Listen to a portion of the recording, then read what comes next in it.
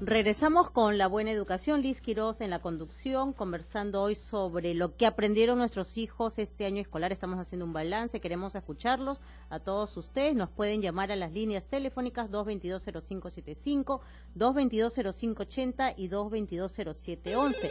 Para quienes están en provincias, la línea gratuita es la 0800-2482. Estamos aquí en cabina con Flor Pablo, directora de Educación Primaria del Ministerio de Educación, quien va a resolver todas sus consultas. Más llamadas telefónicas, estamos con Manuel. Buenos días, Manuel. Sí, buenos días. ¿Qué tal, Manuel? Cuéntanos. ¿Tienes hijos? Buenos días, claro, sí tengo dos hijos. Uno de 15 y de 12 años, que acaba de cumplir. Cuéntanos, ¿cuál es tu balance sobre los aprendizajes de tus hijos este año? Bueno, uno de ellos, un poco mal, en dudas cómo resolver este problema, justamente lo que le ha pasado al menor de mis hijos. Él estudia en un colegio Paco Oliveros. Ellos tienen niveles, básico, intermedio y avanzado, digamos. Y él en un momento subió al avanzado y este año se quedó, no pasó a la siguiente. Y el problema es ese, de que mi hijo ahora me dice, cámbiame de colegio, o estoy en eso, y no sé cómo resolverlo. Él se ha quedado, si volver al mismo grado, o cambiar de colegio, no sé cómo actuar con él. Bien, Manuel, gracias por tu llamada, te respondemos en un momento porque tenemos más llamadas telefónicas. Esta vez estamos con Isabel, ella nos llama desde La Perla. Hola Isabel, buenos días. Buenos días, ¿cómo están? ¿Qué tal? Miren, más que nada para manifestarles, ¿no?, que mis hijas entraron al primer grado sabiendo leer, escribir, sumando y restando. Como yo complementaba la educación de ellas en casa con el famoso libro Coquito, que es un libro que yo recomiendo a todas mis amistades. Es facilísimo de aprender, muy fácil de entender, y ellas ahorita tienen 20, están en la universidad, están en el tercer superior, jamás he tenido problemas. ¿Por qué? Porque fueron con una buena ventaja el primer grado. Es cuestión de ponerse las pilas, no dejar que todo lo haga el colegio. El padre, la madre tienen mucha responsabilidad en esto, y es sencillo, no es nada del otro mundo. Es fácil, los chicos aprenden muy rápido. Recuerden que los padres somos el primer espejo donde ellos se miran. Bien. Y si nosotros damos el ejemplo, las cosas van a ser mucho más sencillas para todos. Gracias, Isabel. El libro Coquito, el famoso libro Coquito, ¿no? ¿Quién no lo ha tenido en sus manos alguna vez? Nos vamos hasta Arequipa, donde nos están escuchando en el 1140 de la M. Gracias, Arequipa, por escucharnos también. Estamos con Miguel. Buenos días, Miguel. Buenos días, Miguel de Arequipa. Sí, ¿qué tal? Miren, en primer lugar quisiera opinar lo siguiente. Ustedes estaban hablando acerca de la sobrecarga a veces que algunos niños tienen, ¿no? Justamente ante eso yo leí en la escuela soviética, ¿no? Por ejemplo, en la escuela soviética, la pedagogía soviética de los años 60, 50, ¿no? A 70. En esa escuela menciona justamente el alumno aprende unos más rápido que otros, y cómo dosificar. Y entonces justamente ahí donde menciona cuando los niños aprenden, y entonces la enseñanza a las personas que aprenden más, casi individualizada, ¿no?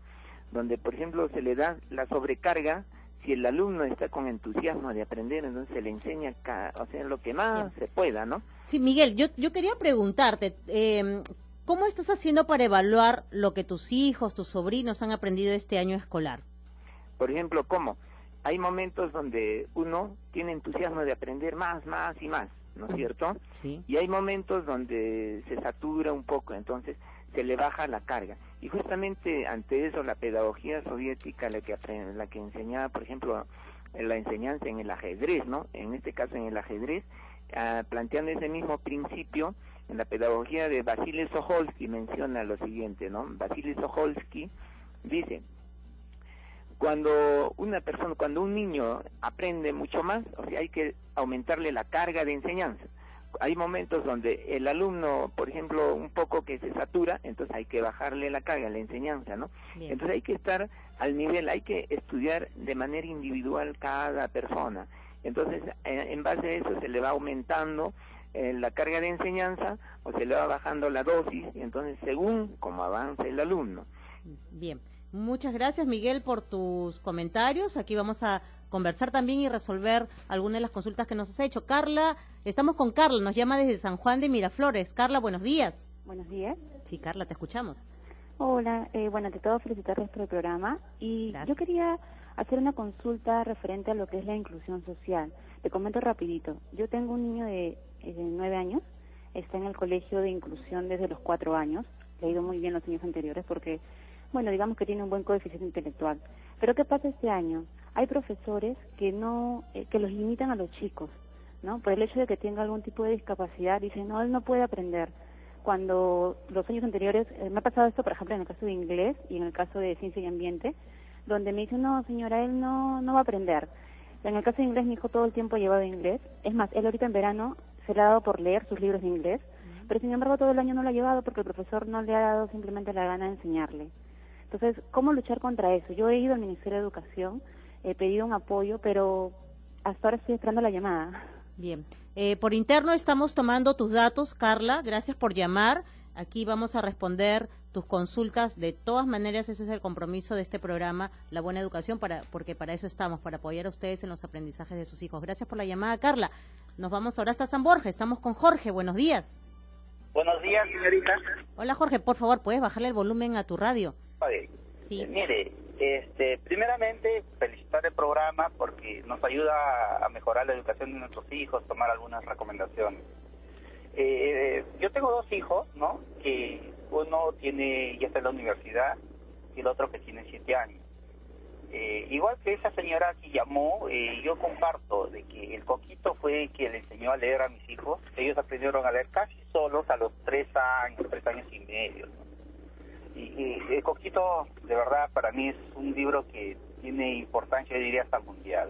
Bien. Pero igual comparto con la señora que no todo es de dejar al colegio, sino mucho depende de uno. Bien. Jorge, muchas gracias. Bueno, varias consultas, Flor, y varias respuestas. Sí, realmente hemos tenido varias intervenciones. A ver, un primer tema que tiene que ver con varias de las llamadas es un aspecto clave para que los chicos aprendan, y no solo pasa por la escuela sino en casa, es tener altas expectativas. Es decir, que el maestro espere que sus niños, sus adolescentes, sus estudiantes van a aprender, que no parta diciendo, no, es que él tiene menos capacidades, entonces le voy a dar menos porque él no va a aprender, ¿no? El tema de las altas expectativas funciona igual en la casa. O sea, no hay que ponerle una etiqueta en la frente a nuestros hijos diciendo, él es flojo, él es ocioso, él no puede, porque en realidad lo desanimamos, entonces bajamos la autoestima y ya no hay una predisposición para aprender. Entonces es un tema, cuando el papá nos decía, ¿no? Lo han puesto, estaba en los niveles. Claro, imagínense, pongámonos en el lugar de ese adolescente. Yo estuve en el avanzado, ahora me bajaron al intermedio, ¿cómo me siento? Claro, frustrado. No solo es un tema de conocimiento, sino personalmente, y sobre todo en la edad de la adolescencia, que están con tantos cambios, las decisiones, cómo se relacionan con los otros, es importante, cómo los ven los otros, y de pronto sentirse en el último nivel. Por eso es que se siente tan afectado y quiere cambiar de colegio. ¿Y qué le recomendarías a Manuel? Yo le diría, converse con su hijo. No están, en este momento, en la adolescencia, es importante cómo se sienten respecto a sus pares. En la adolescencia uno construye lo que uno es en relación a cómo los otros nos ven también. Entonces creo que una conversación sana de ver por qué efectivamente se siente así, ver si el colegio en realidad está ayudando a cómo es su hijo también. Cada persona es distinta y a veces tenemos que buscar los colegios que ayuden al desarrollo de la persona, ayuden a cómo es su hijo. O sea, si no, el estilo como están trabajando no lo ayuda y lo conflictúa más y hace inclusive que tenga un rechazo a seguir estudiando, yo diría converse y evalúe y tome una decisión pensando siempre en qué es lo mejor para su hijo. Bien. No se ponga a pensar de repente más por el lado de la posición del adulto, sino póngase un ratito en lugar de su hijo y trate de comprenderlo. Y luego igual con la mamá que nos llamaba, que tenía un hijo como parte de la educación inclusiva, ¿no? Carla, cuando nos hablaba, ¿no?, del tema de las expectativas, ¿no? O sea que ya, y eso hay que manejarlo con cuidado. Es bien riesgoso en los salones. La maestra y nosotros sabemos cuánto saben nuestros hijos y las dificultades que tienen, pero hay que tener cuidado en hacer público estas cosas, ¿no? En comenzar a dividir los salones, los que no saben, los que saben más o menos y los que saben un montón, porque afectamos a todos.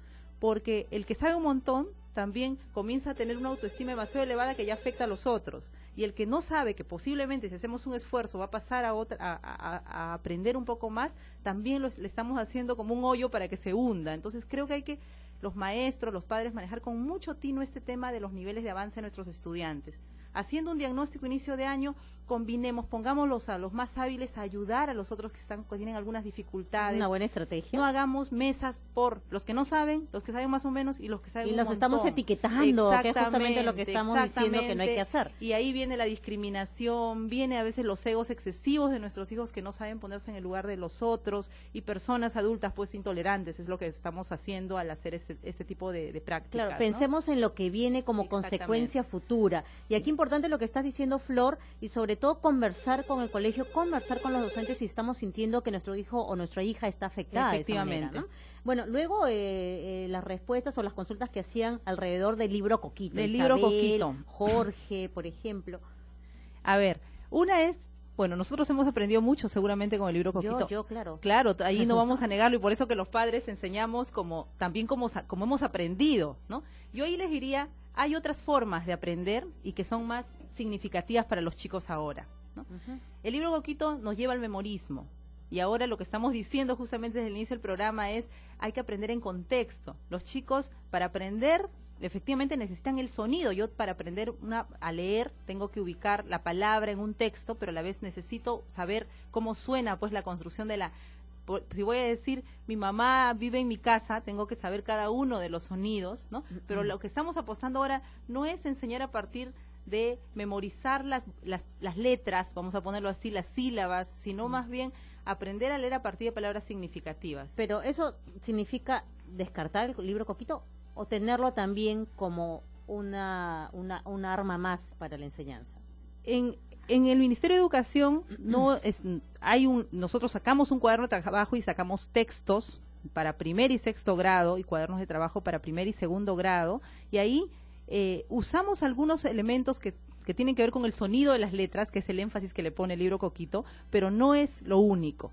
Si lo tenemos como referencia, bien, pero hay que saber que hay otras formas como los niños están aprendiendo de manera más amigable, más fácil, ¿no? Y creo que hay que prestarle atención a los libros que están ahorita usando los chicos, porque a veces nosotros queremos que nuestros hijos aprendan como nosotros hemos aprendido. Entonces las cosas cambian. Las cosas cambian, hay que abrirnos un poquito a lo que hay en los libros, a lo que hay en las escuelas, ¿no? Y lo otro importante que hay que rescatar de las llamadas es que nos dijeron algunos padres o madres de familia que efectivamente no todo está en el colegio. Nosotros también como padres, como madres de familia tenemos ahí una responsabilidad. Yo rescato mucho eso, ¿no? Y ahí de verdad no es ponerles el libro Coquito al frente, sino ponerles cualquier lectura de cuentos, los chistes que les encantan tanto a los chicos cuando van entrando al segundo o tercer grado, ¿no? Entonces hay que variar el tipo de lectura, ¿no?